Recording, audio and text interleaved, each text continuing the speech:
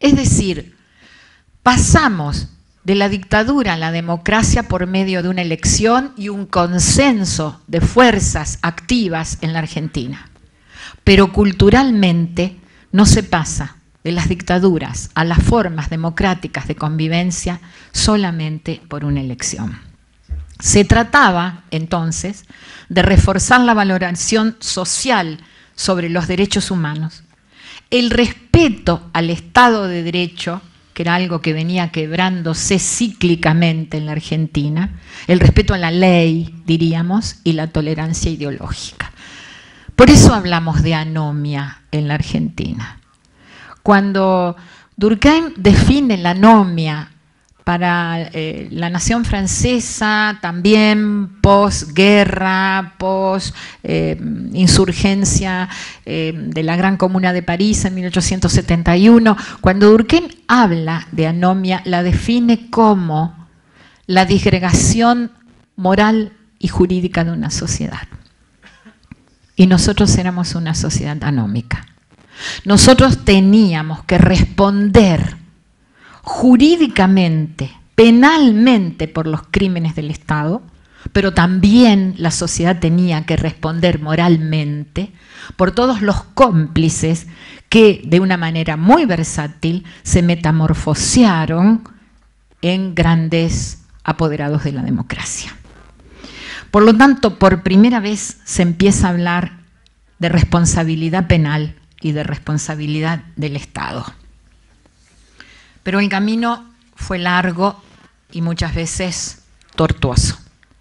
Era necesario escuchar a la población desgarrada, a las víctimas, a los sobrevivientes, a los familiares de los desaparecidos, a los testigos, a los compañeros. Y no era poco. Se invitó a las cámaras de diputados y al Senado a colaborar con esa comisión, y el Senado, con mayoría de un signo político, nunca envió los 3 miembros que le correspondían haber enviado. En tiempo muy breve, la CONADEP ubica el primer campo de concentración en la Argentina en la ESMA, es decir, en la Escuela de Mecánica de la Armada. Se calcula que por allí pasaron más de 5.000 personas, de las cuales quedan poquísimos sobrevivientes. Como también se calcula que en una población fundamentalmente universitaria, como la ciudad de La Plata, para los que no son argentinos, es la capital de la provincia de Buenos Aires, también desaparecieron o fueron asesinados o tuvieron que ir al camino del exilio alrededor de 5.000 personas, que eran en su gran mayoría estudiantes, docentes, investigadores. La Universidad Argentina fue absolutamente quebrada. Los investigadores y científicos argentinos, aún hoy nuestra universidad no se ha recuperado del todo de la pérdida de cerebros que tuvimos, ya sea por muerte o ya sea por exilio. Pero hay otro elemento fundamental que no se había visto previamente en otras atrocidades o en otros golpes de Estado, en otras dictaduras. Y es lo que se expresó, lo que se experimentó, lo que se probó con buenos resultados para los genocidas, que es el hecho de la apropiación de niños. Los nazis en el Tercer Reich llevaban a adultos, ancianos y a niños, adultos que no podían trabajar como mano de obra esclava, a las cámaras de gas. Los militares argentinos, que se autodenominaban occidentales y cristianos, y como en el caso del general Videla, comulgaba diariamente, no se animaron a matar los niños, aunque hay casos, yo tengo casos de muertes de niños y conocemos casos de violaciones de niños muy pequeños que eran secuestrados juntos con sus madres, y también hay casos de niños de meses que fueron torturados delante de sus madres y sus padres para que hablaran. Eso lo tenemos documentados.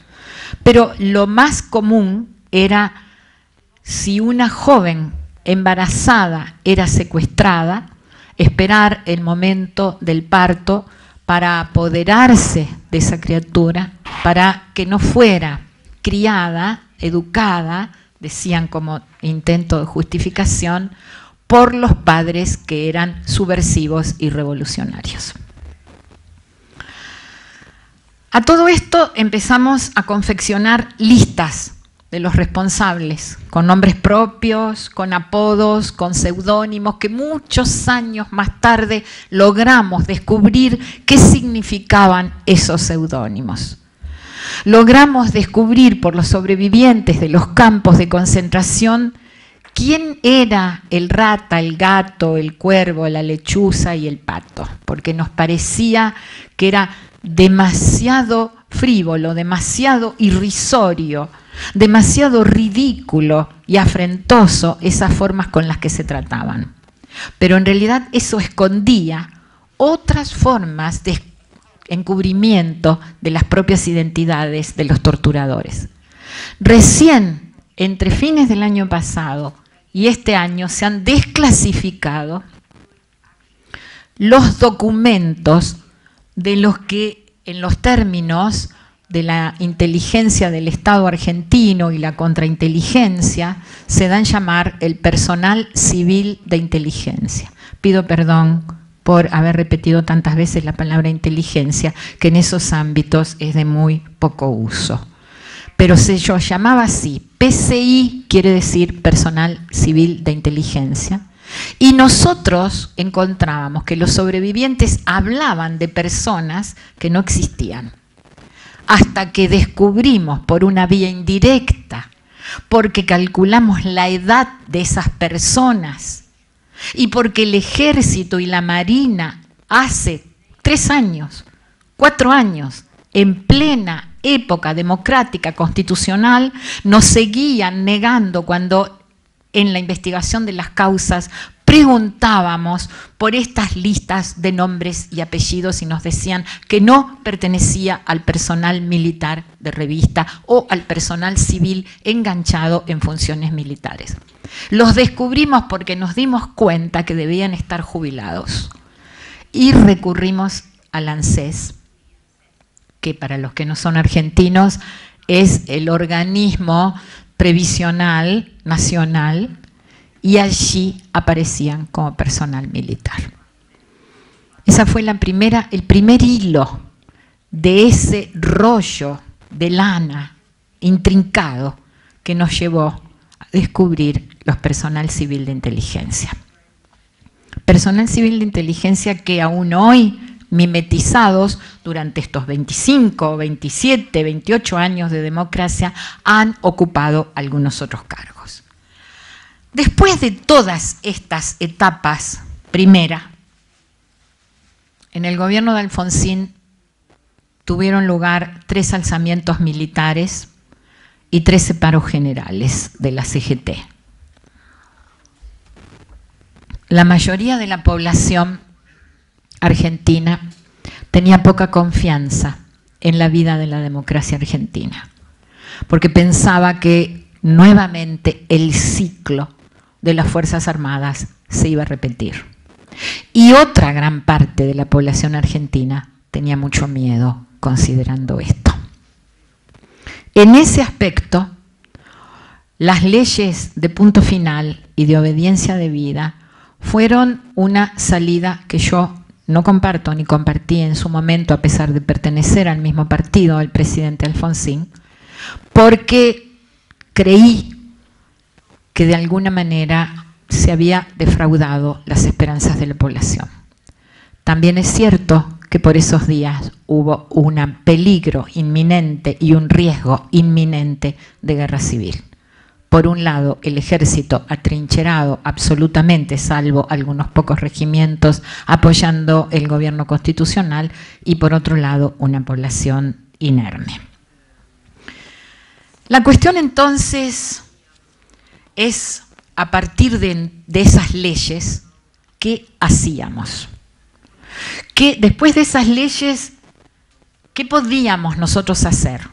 Después vinieron los indultos, y los indultos no es poca cosa, también los indultos en la época del presidente Menem, indultos que nosotros consideramos inconstitucionales, pero no obstante indultaron a más de 270 militares de altísima graduación, en algunos casos condenados, como en las juntas de los comandantes, y en otros casos procesados, por eso entendemos que no es una decisión constitucional.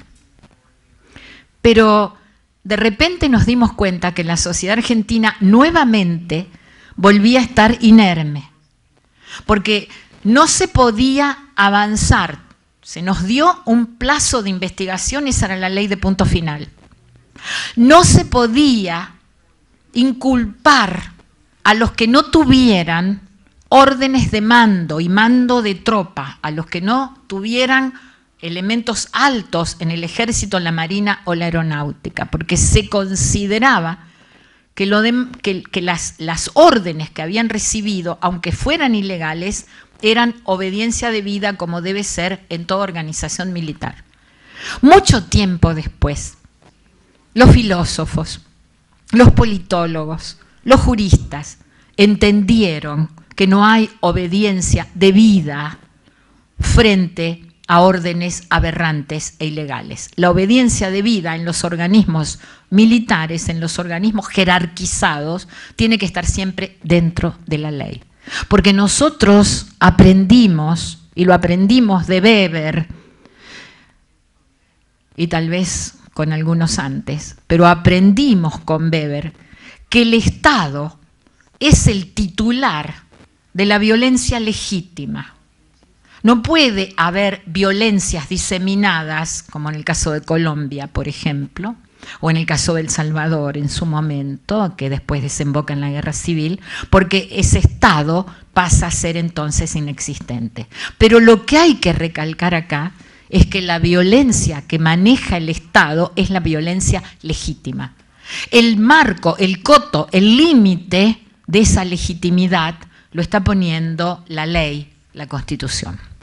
En cada ruptura constitucional, la violencia que manejan los estados son violencias ilegítimas y por tanto criminales. ¿Qué hacíamos entonces en la Argentina del 86, del 87, del 88, cuando habíamos empezado a investigar los juicios? Cuando empezamos a sentirnos atravesados, porque nosotros sabíamos, porque todos los días nos despertábamos y había caído un amigo más, un compañero más, un colega más, había desaparecido una familia más de nuestros entornos, pero no teníamos cabal idea. Cuando se empezó a hablar en la Argentina de los vuelos de la muerte, aún los que teníamos formación política y social, dudábamos de que eso fuera cierto, hasta que el mar y el Río de la Plata llevó a las costas del Uruguay y a las costas nuestras enorme cantidad de cadáveres que eran arrojados vivos al principio desde los aviones. Después, ustedes saben, para los argentinos, que se los dopaba, porque cuando los arrojaban vivos, más de uno pudo arrastrar junto con él a un victimario. En ese momento no quedaban demasiadas alternativas. En ese momento, como dice un criminólogo argentino que se llama Elías Neumann, dijo: siento que la sanción del punto final me ha agraviado en mi condición de ciudadano y de criminólogo. Siento que una y otra vez se me está diciendo que en este país solo puedo estudiar la delincuencia del pobrecillo, mientras que por un atajo o por otro, los superhéroes del delito rompen la red de la justicia. Y nos sentimos todos así, y algunos lloramos,